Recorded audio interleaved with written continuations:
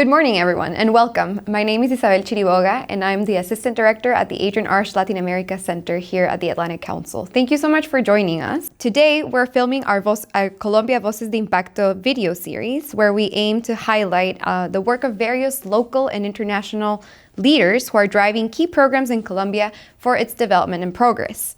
We are so excited to have this platform to showcase the experiences of multiple of the members of our U.S. Colombia Advisory Group at the Atlantic Council. So today, it's my pleasure to be introducing the distinguished member of this group, Ms. Edna Valencia, an Afro-Colombian activist and journalist. Edna has over 15 years of experience in national and international media and is the author of the book Racism and I, which was published in 2022, and served as the official presenter for the Colombian Ministry of Culture and press officer from the Vice President of Colombia. Edna has also worked in over 15 countries and is an expert in Afro-Latin studies certified by Harvard University. She has consulted for Disney Animation Studios and Afro representation for the film Encanto, and is an Afro hairstylist and cultural organizer, and for 4 years she was also the news anchor and reporter at France 24, presenting news programs focused on women's rights and African affairs. With that, and Edna, welcome. Thank you so much for joining us today. So I'd like to, ask you about your story. You've spent your career at the intersection of journalism, activist, and cultural advocacy. So why don't you start by telling us a little bit more about your work and why you decided to focus on this? Thank you, Isabel. I'm so happy to be here. I'm so happy to talk with you, everyone. I was born in Colombia. I was born in Bogota, actually. That is the capital city of Colombia. And Bogota is a very diverse city, but it is not a Black majority population city. So in my personal case, I grew up being, for example, the only Black girl in my neighborhood, the only Black girl in my school, maybe with my sister, and without a connection about my roots as an Afro-descendant, without references of identity, difference from the slavery image we have from the typical history books we have in Latin America. So loving being Black was difficult without the references of identity. Of course, I was in love with myself, yes, but not with the arguments to feel strong in my identity, So that's why I decided, maybe it was not a decision, but it was like a mission, maybe. I decided to take about changing the narrative and creating new spaces of developing Black identities in Colombia and Latin America for the new generations. So my tools are communication, aesthetic, history. Of course, as a journalist, I have been trying to represent the Black population in Colombia in a positive way. Only with this little topic about Afro-natural hair, I think we can do huge changes. For example, just being the first news anchor in Colombia, anchoring the news with my natural hair. Sometimes people think that that's not important, so that's something superficial. But let me tell you that we as Black women, we need to see that we can be what we are. We need to see that we can achieve our dreams without, without letting apart our identity, So that's why I write books, I anchor news, I travel around the world, have been in 7-9 different countries in Africa, not only visiting, but also trying to rebuild the bonds between Africa and Latin America.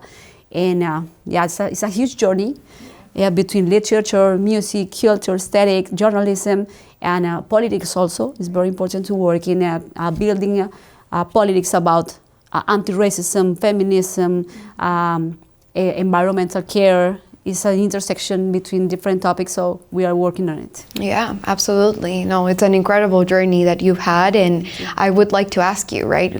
You mentioned politics, you mentioned also the importance of diasporas between communities across the world, specifically as it relates to the rights that you mentioned. But when it comes to the United States, the United States has had a long-standing relationship with Colombia, and how do you think that has influenced a little bit the work that you've done so far? Yeah, during the last maybe 15 years, I can say, I have been traveling between Colombia and the United States for different reasons. I remember first time I came to the United States in 2011, Was the first country I went after my own country. And I came to visit Howard University to do a workshop. I was very young. I was like 24 years old. And start to understand. That moment when I start to understand the differences between being a black woman in Colombia and being a black woman in the United States. Having universities, for example, like Howard University here in the United States, where black people can develop some specific points about their own identity, and seeing how in Colombia we don't have that kind of universities. Even worse, in the black regions of Colombia, universities, hospitals, schools are not well developed, they don't have like a good infrastructure, they don't have a narrative that is so pertinent, let's say, to the environment they have, So that's why I have been like trying to take the most important topics from the United States dynamic of anti-racism to rebuild some strategies in Colombia. Also, I think we have different topics that are very positive in Latin America that can be put it on the table here in the United States. So it's like an exchange, we can do. We have to say that the black movement of the United States has been an inspiration to Latin America. Also, the United States has a lot of difficult situations in racial issues. So it's not the same here that in Latin America, but also we need to work together to be able to build and to rebuild our identity.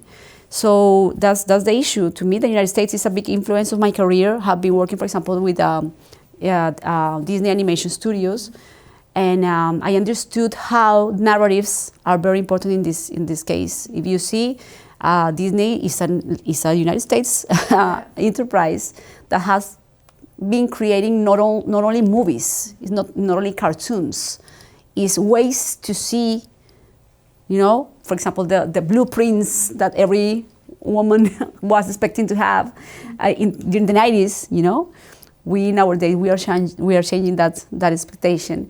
But what I mean is, movies like Encanto, they are not only movies. They are opportunities to show different narratives about Colombia. We really need to do that. We are tired of that kind of series, like always talking about drugs and prostitution in Colombia. So from the United States, we can create a different version of the vision we have of my country, and specifically about the black community in my country. Yeah, no, absolutely important, the work that you're doing, Edna. And of course, another really important aspect of the bilateral relationship between Colombia and the United States is the peace process, So I did want to ask you, how have those experiences that you just told us about shaped the way that you understand Colombia's peace process and kind of the importance of racial equity within the entire process? Yeah, it's a huge question, let me tell you, because to me the beginning of this issue is not the war in Colombia or the relationship with the United States.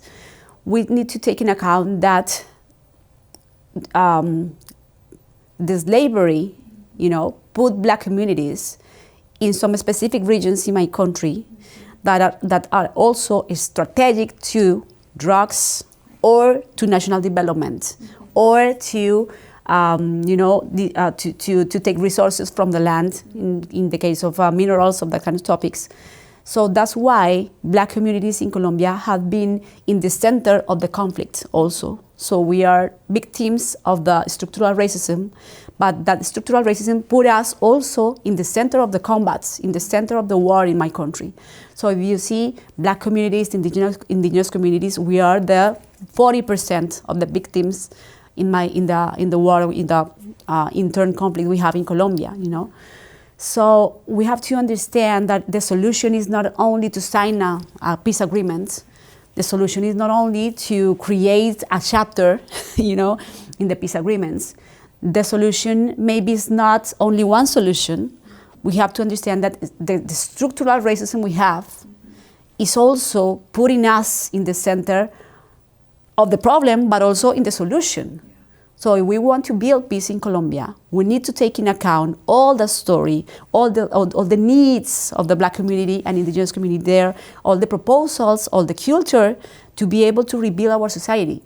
And to me, this peace agreement is not only an opportunity to create total peace, as the government of Colombia says in our days, it's an opportunity to understand that diversity, diverse cultures, diverse thinkings, but diversity is a main topic to create the society we deserve to have in my country. Not only thinking from Bogota, how to explode the other regions of the country, not only thinking from the United States maybe, how Colombia must build the peace, but talking with people in the rural areas, taking into account wisdom from indigenous population, taking into account the main role that Black communities have been developing in the construction of our society.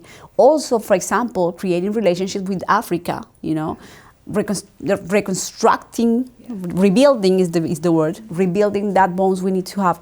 So just to try to conclude this answer, my vision about peace process is a holistic vision. Implementing the chapter of Black communities is, of course, very important. And also we need to create a perspective of future that is not only related with a government of 4 years. I mean, it's a vision of future we need to develop. Not only this government this